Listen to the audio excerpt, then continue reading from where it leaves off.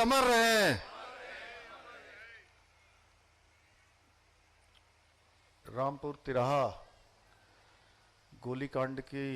इस बरसी के अवसर पर मंचासीन भारतीय जनता पार्टी के हमारे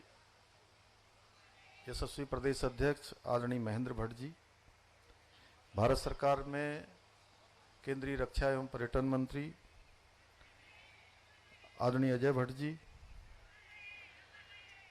केंद्रीय मंत्री एवं मुजफ्फरनगर के लोकप्रिय सांसद और मेरे बहुत पुराने साथी मित्र भाई डॉक्टर संजीव बालियान जी,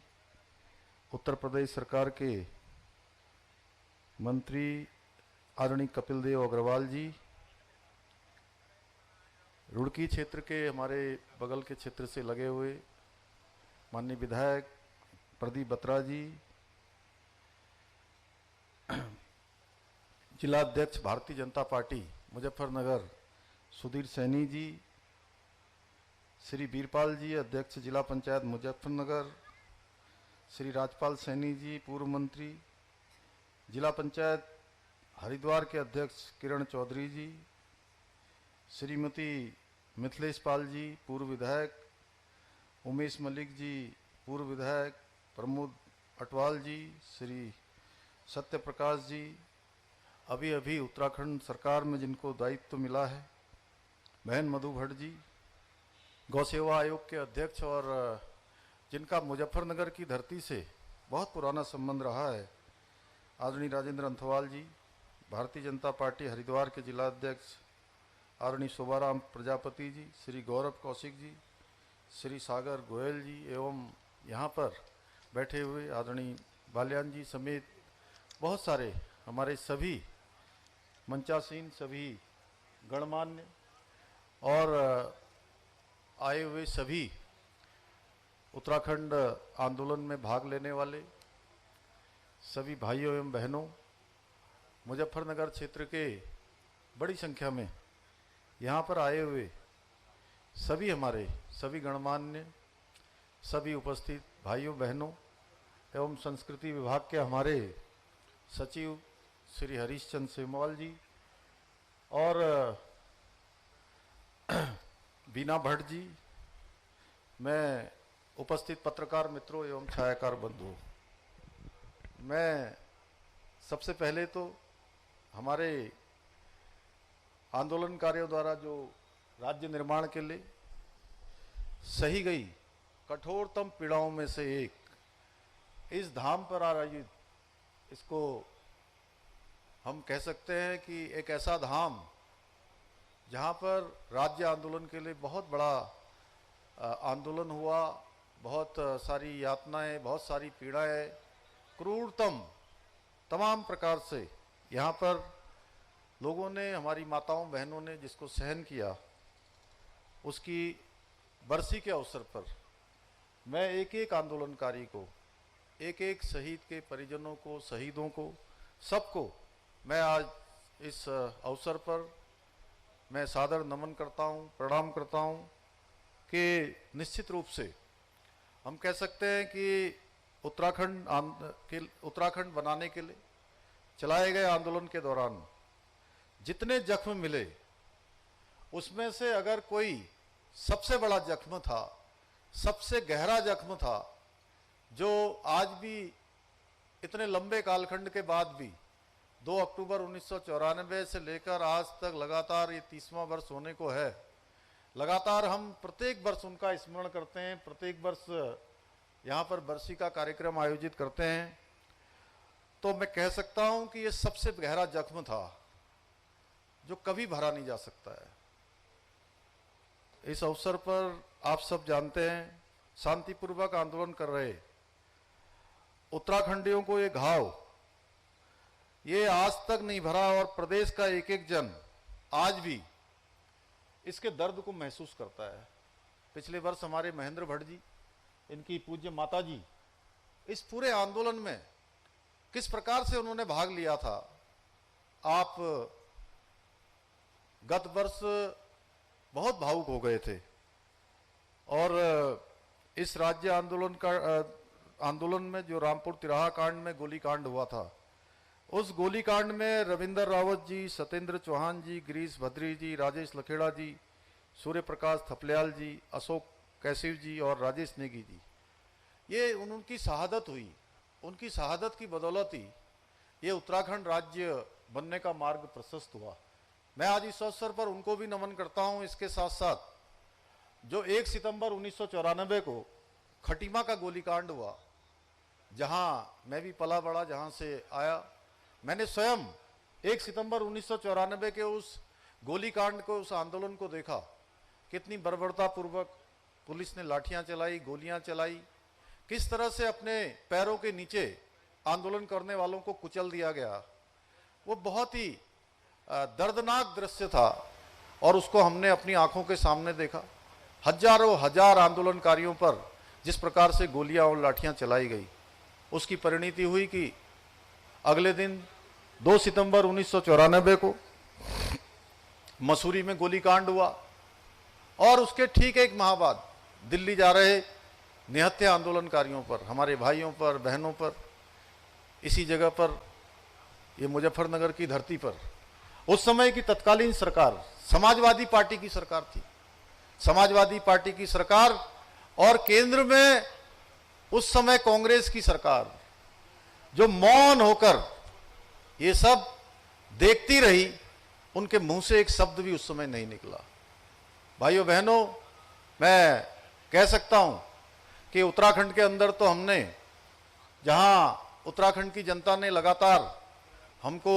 सेवा करने का अवसर प्रदान किया, 23 साल उत्तराखंड राज्य स्थापना के हो गए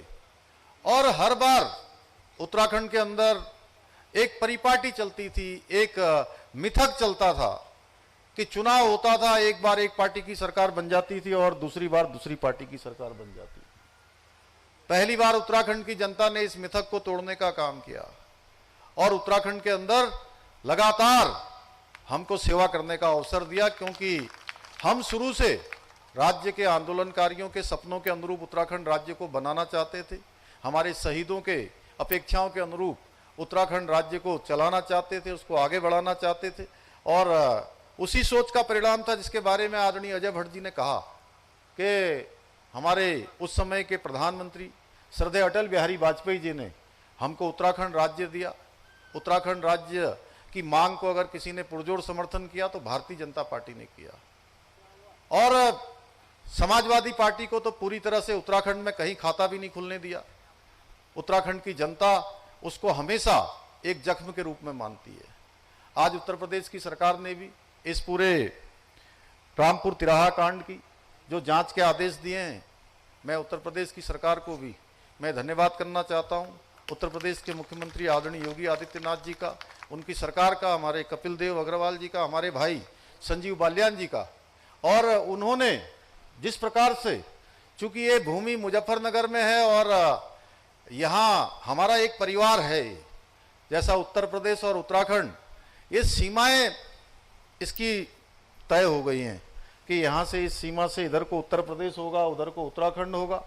इस सीमाओं का सीमांकन हो गया है, सीमाएं तय हो गई हैं, लेकिन हमारे दिलों का रेखांकन नहीं हुआ है। हमारे दिल मिले हुए हैं, हम हमेशा एक परिवार की तरह हैं। और ये जो अभी